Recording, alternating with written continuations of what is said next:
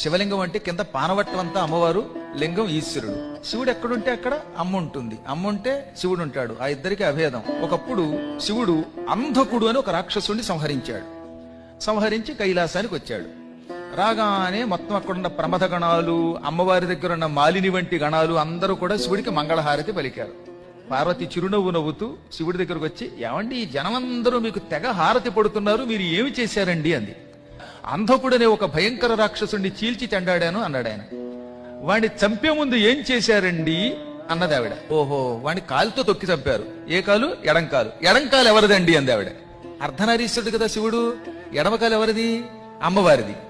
ఎడంకాలుతో తొక్కి చంపారా, ఆ కాలు ఎవరిది అనగానే ఆయన ఒక క్షణం ఆగి చిరునవ్వు నవ్వి, ఎడంకాలు ఎవరిది? నీదే, నువ్వే కదా అన్నట్ట. మరి తొక్కి చంపింది నేనైతే ఈ వెర్రి జనం అంతా మీకు మంగళహారతి పడతారు ఏమిటండి అంది ఆవిడ. నేనేదో పుణ్యం చేసుకున్నాను, చంపేది నువ్వైనా, పనులు చేసేది నువ్వైనా, వంట